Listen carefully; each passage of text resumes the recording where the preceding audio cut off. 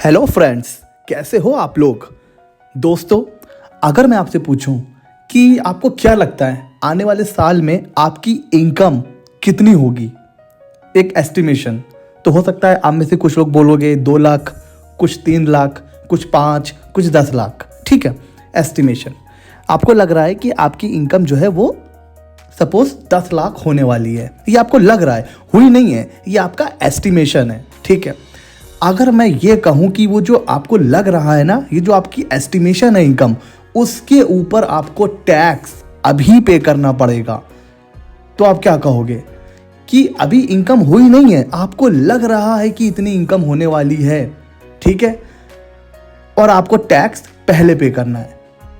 जी हाँ फ्रेंड्स, कुछ ऐसी ही कहानी है एडवांस टैक्स की, और आज हम कवर करने वाले हैं इनकम टैक्स का बहुत important part, advance tax. Advance tax की नॉलेज ना होने की वजह से बहुत लोग बहुत हैवी इंटरेस्ट पे करते हैं, बहुत उनका जो टैक्स का बर्डन हो जाता है। जब वो एंड ऑफ द ईयर अपना टैक्स कैलकुलेट करते हैं तो पता चलता है कि इंटरेस्ट की जो फिगर है वो बहुत ज़्यादा है। ठीक है, तो ऐसी अनवांटेड इंटरेस्ट पेनाल्टी को अवॉइड करने के लिए हमें एडवांस टैक्स के बारे में पता होना चाहिए। और आप खुद अपने आप को एसेस करिए कि कहीं आपके ऊपर तो एडवांस टैक्स एप्लीकेबल नहीं होता है। तो सर, ये एडवांस टैक्स क्या होता है? Tax paid in advance on estimated income. Income होगी बाद में, टैक्स आपको पे करना है पहले। यही मतलब है एडवांस टैक्स का। एडवांस टैक्स नाम से ही खुद को ये डिफाइन कर रहा है, एक ऐसा टैक्स जो एडवांस में पे किया जाता है। दोस्तों, मैं हूं सी शमसिल, ये है इनकम टैक्स कोर्स। चलिए हम लोग आज का लेक्चर शुरू करते हैं। सो फ्रेंड्स, ये जो एडवांस टैक्स होता है, फर्स्ट पॉइंट में ये बताया गया है कि जो एडवांस टैक्स होता है ये आपकी करंट इनकम पर कैलकुलेट किया जाता है और इसको आपको इंस्टॉलमेंट में पे करना होता है। तो जो एडवांस टैक्स होता है ये आपको एक बार में पे नहीं करना होता है, ये आपको कुछ इंस्टॉलमेंट में पे करना होता है। वो अभी हम आगे देखने वाले हैं। ठीक है, आप में से बहुत लोग कहोगे सर टीडीएस भी तो कटता है। हमने टीडीएस के चैप्टर में देखा था कि जैसे ही हमारे हाथ में कोई इनकम आने वाली होती है उसके ऊपर पहले से ही टीडीएस कट जाता है। तो क्या सर, जिनका टीडीएस कटेगा उनको भी एडवांस टैक्स पे करना है? तो सेकंड पॉइंट ये कह रहा है, जी हाँ, अगर आपका टीडीएस या टीसीएस कट भी चुका है स्टिल आपको एडवांस टैक्स पे करना है, बिकॉज एडवांस टैक्स टीडीएस के एडिशन में है। ठीक है सर, तो थर्ड पॉइंट क्या कह रहा है कि ये जो आप एडवांस टैक्स पे करोगे ना, इसका आपको क्रेडिट मिल जाएगा जब आप अपना आईटीआर फाइल करोगे। एक्चुअल में जब आप टैक्स का कैलकुलेशन करोगे तो जितना आपने एडवांस टैक्स पे कर रखा है वो लेस हो जाएगा। मतलब ऐसा नहीं है कि एडवांस टैक्स पे कर दिया और वो लैप्स हो जाएगा। जब आप आईटीआर फाइल करोगे एक्चुअल में, और जब एक्चुअल टैक्स की लायबिलिटी कैलकुलेट करोगे, तो जितना भी आपने पे कर रखा है एडवांस टैक्स वो हो जाएगा लेस। ठीक है, ऐसा भी हो सकता है कि आपका जो एस्टिमेशन था वो हो सकता है आपने कहा कि मेरी इनकम 10 लाख होने वाली है, बट एक्चुअल में हुई कितनी, सिर्फ 5 लाख या 6 लाख। तो हो सकता है आपका एडवांस टैक्स आपको रिफंड भी हो जाए। ठीक है, तो ये है पूरी कहानी एडवांस टैक्स की। चलते हैं आगे। तो एडवांस टैक्स किसको पे करना होता है सर? क्या हमें भी पे करना है? तो आप अपने आप को एसेस करिए। देखिए, आपको अपनी इनकम एस्टिमेट करनी है कि भाई कितनी मेरी इनकम होने वाली है, उस इनकम पर आपको टैक्स कैलकुलेट करना है। और अगर टैक्स की जो अमाउंट है वो 10,000 से ज़्यादा है, किससे ज़्यादा है? 10,000 से ज़्यादा, 10,000 नहीं, 10,001 रुपये अगर हो जाती है एडवांस टैक्स की लायबिलिटी, तो फिर आपको पे करना है एडवांस टैक्स। कब पे करना है, कैसे पे करना है वो आगे देखेंगे। अच्छा, जो सीनियर सिटीजन है, 60 साल से ऊपर हैं, उनकी अगर लायबिलिटी मतलब एडवांस टैक्स अगर 10,000 से ऊपर भी है तब भी उनको एडवांस टैक्स से एग्जेम्प्ट रखा गया है। उनको कोई भी एडवांस टैक्स पे नहीं करना है। ठीक है, तो सीनियर सिटीजन अगर आप हैं तो 10,000 से ऊपर भी है तो भी आपको एडवांस टैक्स पे नहीं करना है। बाकी सब लोगों को अगर टैक्स 10,000 से ज़्यादा है आपकी एस्टिमेटेड इनकम पर, तो भैया एडवांस टैक्स तो पे करना पड़ेगा। ठीक है सर, ये एस्टिमेटेड इनकम फिर उसके ऊपर टैक्स, ये कैलकुलेट कैसे करना है? तो देखिए, सबसे पहले जो अभी तक हम लोग पढ़ते आ रहे हैं 5 हेड्स, सारे हेड्स की इनकम को लिख लीजिए, उसको ऐड कर लीजिए। फिर जो आपके एस्टिमेटेड डिडक्शंस हैं, डिडक्शन का चैप्टर हम कवर कर चुके हैं। जिन्होंने कवर नहीं किया है वो जा करके मेरे पिछले लेक्चर्स में देखें, हम डिडक्शन को कवर कर चुके हैं। तो अगर कोई एस्टिमेटेड डिडक्शन है तो उसको भी लेस कर दीजिए। अब ये क्या आ गया, ये आ गई आपकी एस्टिमेटेड टोटल इनकम। ठीक है सर, इस एस्टिमेटेड टोटल इनकम पर आप टैक्स कैलकुलेट करिए। अगर कोई रिलीफ है तो लेस कर दीजिए। जो 4% सरचार्ज वगैरह होता है, सेस वगैरह होता है, उसको ऐड कर दीजिए। और अगर कोई टीडीएस कट चुका है तो उसको भी लेस कर दीजिए। ये पूरा कैलकुलेशन करने के बाद पॉइंट में लिखा हुआ है, अगर आपकी जो टैक्स की लायबिलिटी है वो 10,000 से ज़्यादा आ रही है तो ही आपको पे करना है एडवांस टैक्स। ठीक है फ्रेंड्स, ये सारा कैलकुलेशन आप करिए। अगर इसके ऊपर एस्टिमेटेड टैक्स 10,000 मोर देन 10,000 आ रहा है तो आपको एडवांस टैक्स पे करना है। तो सर ये एडवांस टैक्स पे कैसे करना है, तो देखिए पूरा का पूरा एडवांस टैक्स एक बार में हमें पे नहीं करना है। इसकी क्या है, कुछ ड्यू डेट है। क्या होती है, 4 इंस्टॉलमेंट में पे करना होता है। 15 जून, 15 सितंबर, 15 दिसंबर और 15 मार्च। ये ड्यू डेट आप नोट कर लीजिए। ये 4 एडवांस टैक्स की ड्यू डेट है।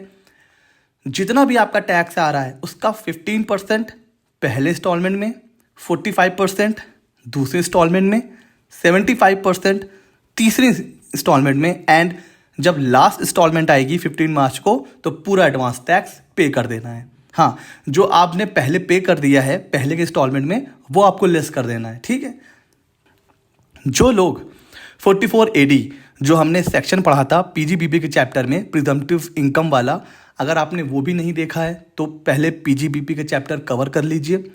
तो जो लोग प्रिजम्पटिव टैक्सेशन स्कीम के लिए जाते हैं उनके पास एक ऑप्शन है, वो उनको इंस्टॉलमेंट में पे नहीं करना है। अगर वो लोग पूरा का पूरा एडवांस टैक्स 15 मार्च से पहले पहले पे कर देते हैं सिंगल इंस्टॉलमेंट में तो भी काम चल जाएगा।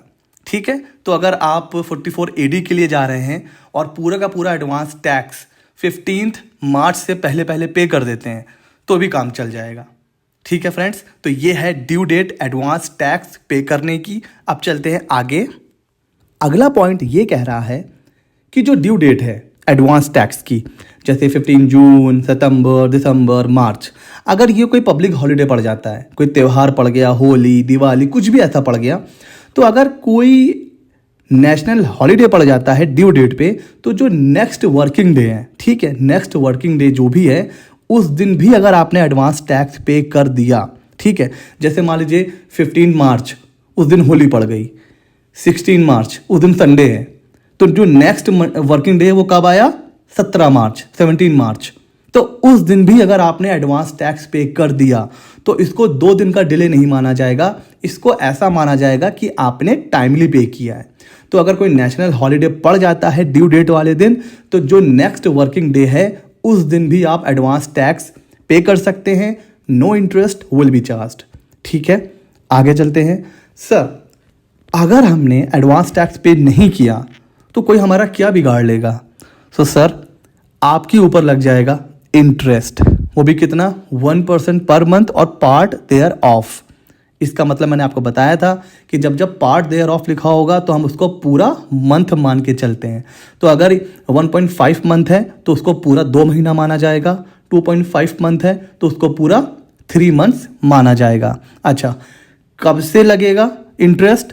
तो 1 अप्रैल of the relevant assessment year.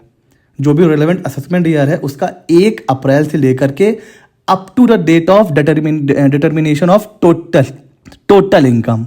मतलब जब आप आईटीआर फाइल कर रहे हो, आपकी टोटल इनकम आपने निकाली और उस समय आप आईटीआर में अपनी टैक्स जो है वो पे करने जा रहे हो, तब तक आपको पे करना पड़ेगा इंटरेस्ट। यही वो रीज़न है लोगों को एडवांस टैक्स की नॉलेज नहीं होती है। जब वो आईटीआर फाइल करने बैठते हैं तो देखते हैं कि उनका जो एस्टिमेशन था कि हाँ भाई 10,000 रुपये टैक्स आएगा, बट टैक्स कितना पे करना पड़ रहा है, 13,000, 12,000। फिर वो बहस करते हैं, फिर उनको टेंशन हो जाती है कि ये टैक्स इतना ज़्यादा कैसे आ रहा है। वो इसलिए ज़्यादा आ रहा है क्योंकि आपकी जो इनकम पे टैक्स बन रहा था वो बन रहा था कितना, 10,000, उससे ज़्यादा। तो आपको पे करना चाहिए था एडवांस टैक्स। वो आप पे नहीं करते हो। जब आप वो पे नहीं करते हो तो आपके ऊपर लगता है इंटरेस्ट, वो आपको पता नहीं होता है। आप ITR को जिस दिन फाइल करते हो उस दिन इंटरेस्ट हैवी आ जाता है जो आपको पे करना ही पड़ता है। और एक मजे की बात बताऊं फ्रेंड्स, ये जो ड्यू डेट बढ़ती है ITR की, ठीक है, हमें लगता है बड़ा अच्छा हो गया भाई, ITR की ड्यू डेट बढ़ गई। जैसे अभी 31 जुलाई होती है इंडिविजुअल ITR की, जो बढ़ा के कर दिया गया था 31 दिसंबर। तो लोग तो बड़े खुश हो गए कि ITR की डेट बढ़ गई, लेकिन उसके ऊपर इंटरेस्ट कैलकुलेशन चलता जा रहा है, चलता जा रहा है, चलता जा रहा है। मतलब सिर्फ ITR फाइलिंग की ड्यू डेट बढ़ी है, इंटरेस्ट की नहीं। इंटरेस्ट वो कैलकुलेट करता रहता है। इसीलिए जितना जल्दी हो सके आपको ITR फाइल कर देना है, बिकॉज अगर आपने एडवांस टैक्स पे नहीं किया है तो इंटरेस्ट कैलकुलेट होता रहता है, होता रहता है। उससे क्या होता है, आपके ऊपर अनवांटेड बर्डन आ जाता है इंटरेस्ट का।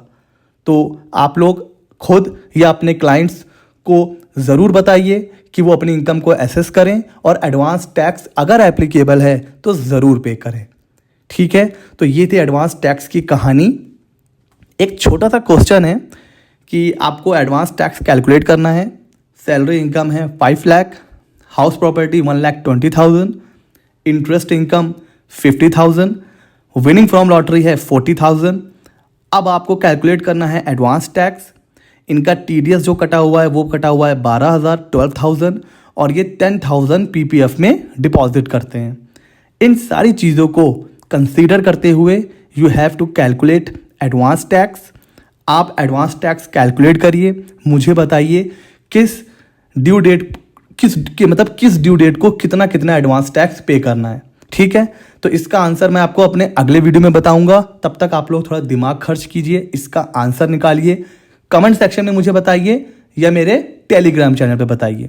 ठीक है, मिलते हैं अपने अगले वीडियो में। तब तक stay safe, stay healthy. Thank you, good bye.